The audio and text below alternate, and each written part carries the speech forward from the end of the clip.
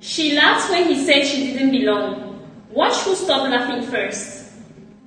Have you ever been humiliated so politely that no one else in the room could be blamed for it? My stomach dropped the moment Margaret Whitmore laughed. Not loudly, not cruelly, just a soft, amused chuckle as she lifted her crystal wine glass and said, "You don't belong at this table." And somehow that made it worse. Before we continue, please hit the like button, subscribe to the channel, and turn on the notification bell for updates. The silverware paused midair. Conversations thinned into silence. 14 people sat beneath antique chandeliers in a townhouse that had been in Daniel's family for 3 generations. Oil portraits of judges and philanthropists lined the walls like silent witnesses. They all heard her, but no one reacted. I did. I'm Elena Cruz, 29, corporate compliance analyst. First in my family to graduate college. My father drives a city bus. My mother runs a daycare from home. I was invited to that dinner because I was engaged to Daniel Whitmore, 31, investment associate, heir to a family that measures legacy in buildings and endowments. This wasn't a random gathering. It was supposed to be a private engagement celebration. Margaret's idea. Intimate, she had said. But when I arrived, I realized something immediately. This wasn't intimate. It was curated. Assigned seating. I was placed at the far end of a 14-seat mahogany table, 2 chairs away from Daniel. My last name was mispronounced twice before the first course arrived. Wine was poured in a specific order. I was last. Coincidence? Or choreography? Have you ever felt a room decide who you are before you even speak? Her friends, senior law partners, nonprofit board chairs, donors with hospital wings named after them, watched me shrink in my seat. Or at least, they expected me to. And Daniel? He froze. That hurt more than the comment. But here's what Margaret didn't know. While they were measuring me, I was reading them. And by the time she laughed, I had already seen something she hadn't. She thought I would apologize. Instead, I stood up slowly, straightened my dress, and smiled. But what I said next would shift the entire table, and no one saw it coming.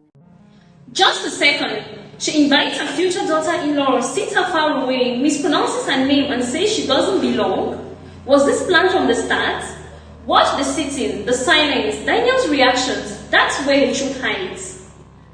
Some dinners aren't about food, they're about hierarchy. By the time the second course arrived, I understood exactly what kind of evening this was meant to be. Margaret's dining room wasn't just elegant, it was strategic. 14 seats, heavy mahogany, inherited silver, portraits of Whitmores staring down from the walls like a silent admissions committee. Assigned seating cards were written in gold ink. Mine was placed at the far end, not beside Daniel, not even across from him, 2 seats away, next to a hospital donor named Charles and a woman introduced only as Evelyn from the foundation. No last names needed. Everyone here already knew each other, except me, alone. Have you ever been positioned like an accessory instead of a participant? Conversation floated above my head at first. Summer homes in Nantucket, legacy admissions, endowment strategies. Numbers that sounded abstract unless you grew up inside them. I contributed politely when asked what I did. Corporate compliance, I said. A small pause. Oh, Charles responded, as if I'd mentioned dental hygiene. Margaret mispronounced my last name again. Cruz became Cruz. The correction never came. Wine was poured clockwise around the table. I noticed something else. Daniel was unusually quiet. He laughed at the right moments, nodded when expected, but he didn't look at me much. Not avoidance, conditioning. This was his mother's stage, and he had learned long ago not to disrupt her performance. Then it happened. Margaret leaned back slightly, surveyed the table, and let out that soft chuckle. "You don't belong at this table." She said it like an observation, not an insult, calm, controlled, plausibly deniable. A few guests glanced down. One woman smirked behind her glass. No one challenged her. They were waiting to see if I would apologize for existing, waiting to see if I would shrink. And here's the thing, humiliation works best when the target accepts it. I felt the heat rise in my chest, the instinct to laugh it off, to say something self-deprecating, to make them comfortable, but I didn't. Instead, I noticed who avoided eye contact, who leaned back, who studied Margaret for cues. The room wasn't cruel. It was obedient, exactly as designed. And that's when I understood something critical. This wasn't about class, it was about control. So I stood up slowly, not abruptly, not angrily, deliberately. "Margaret," I said, my voice steady, "may I say something?" The room stilled again, because confidence in the wrong person is unsettling. But what I chose to say next would begin unraveling something much bigger than a dinner seating chart. And once it started, there was no putting it back. Hang on. She didn't argue. She didn't apologize. She stood up calmly. That's not humiliation. That's strategy. So why does she know that Margaret doesn't? And why did Daniel stay silent?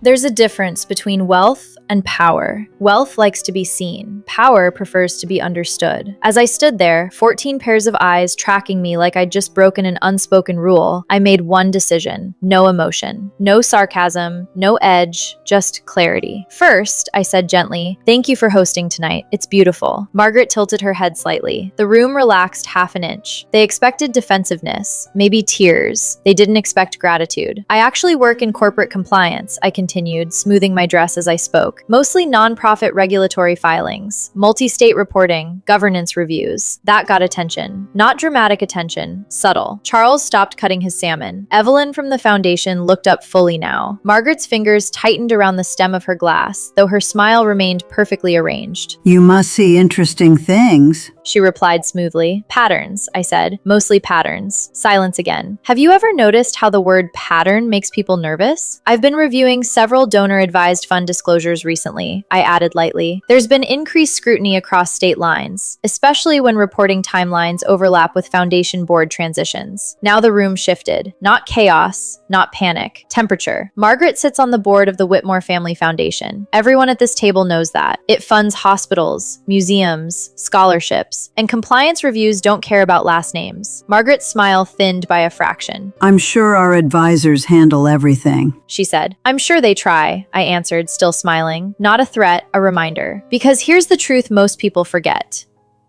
Reputations don't collapse because someone shouts. They collapse because someone audits. Daniel finally looked at me directly, and I could see it. He didn't know this part of me, not fully. He'd seen the job title, the long hours, the spreadsheets. He hadn't seen what I actually do. I don't intimidate, I document. That's who I am. And I realized something else in that moment. Margaret had assumed I was seated at the end of the table because I didn't belong. But from where I stood, I could see every single person in the room. "Power," I said calmly, meeting Margaret's eyes, "doesn't raise its voice." A breath passed through the table. "It documents." And that's when the atmosphere changed in a way Margaret could no longer control. Because what came next wasn't about humiliation. It was about choice. And Wait, she just mentioned compliance, donor disclosures, and Margaret Foundation at her own table. That wasn't random. So is this about status or exposure? Watch Daniel. He's about to choose sides. here's what Margaret didn't know. I never planned to embarrass her. I never planned to expose anything, but I refused to be minimized. I meant it. The room stayed quiet after I said it. Power documents. No one laughed now. No silverware moved. You could almost hear the math recalculating in everyone's heads. Because here's the contradiction no one talks about. The wealthiest rooms are often the most fragile. All it takes is uncertainty. Margaret set her glass down carefully. Not slammed, not shaken, just precise. "This hardly seems like dinner conversation," she said lightly. She wanted to regain altitude. And that's when something surprising happened. Charles, hospital wing Charles, cleared his throat. "Compliance has gotten stricter lately," he said, casual tone, but not dismissive. "Our board had to restructure reporting last year." Now Evelyn was listening to him, not Margaret. You could feel the gravitational shift. I hadn't accused anyone. I hadn't implied wrongdoing. I'd simply introduced a variable they couldn't ignore. Have you ever watched someone realize they're no longer controlling the narrative? I sat back down slowly, but not in my assigned seat. I picked up my water glass and walked around the table, calm, measured. I took the empty chair beside Daniel. No permission requested, no apology offered, just movement. Margaret's eyebrows lifted almost imperceptibly. That seat had been intentional. Distance had been intentional. I had just erased it. Daniel inhaled sharply. For a split second, I wondered which way he would lean, toward comfort or toward courage. Then he did something I had never seen him do before. "Mom, He said quietly but clearly. enough." 4 letters. Enough. The room stiffened again. Not because I spoke, because he did. Margaret looked at him the way only a mother who's never been interrupted can. Shock disguised as disappointment. "I was joking. She replied smoothly. Surely no one is being dramatic." Dramatic. There it was. The reframing. And here's where most people lose their footing. They defend themselves. I didn't. "You're right," I said softly. "This isn't the place for that conversation. Agreement is destabilizing when someone expects argument." Daniel stood up beside me, and suddenly this wasn't about nonprofit compliance or seating charts. It was about allegiance. Margaret had miscalculated. She thought this dinner would measure me. Instead, it revealed him. But what happened after we left that table would change the engagement and the entire family dynamic in a way none of them anticipated. Humiliation is loud, dignity is quiet, and silence, when chosen deliberately, can be the most disruptive sound in a room. Daniel was still standing beside me. Margaret remained seated. That detail matters, because power, when it shifts, is rarely announced. It's observed. I think we're going to head out. Daniel said calmly, not defensive, not explosive, just decided. There were soft gasps. A fork clinked against porcelain. Someone shifted in their chair like they'd just realized they were witnessing something that would be retold later. Carefully, selectively, but retold. Margaret gave a thin smile. You're overreacting. There it was again. Minimize, reframe, control. But here's the difference between overreacting and setting a boundary. One is emotional. The other is intentional. I picked up my clutch. We're not upset, I said evenly. We're being clear. Daniel didn't look at his mother when he spoke next. He looked at me. We're postponing wedding planning. He said, not canceling, postponing. A choice that sounds smaller than it is, because what we were postponing wasn't a venue deposit. It was a future built on silence. Margaret's composure flickered, just briefly. For a woman accustomed to directing outcomes, uncertainty is the only real threat. This is unnecessary. She replied. No. Daniel said. What's unnecessary is pretending that was acceptable. That was the first time I had ever heard him contradict her publicly, and it wasn't loud, it was steady.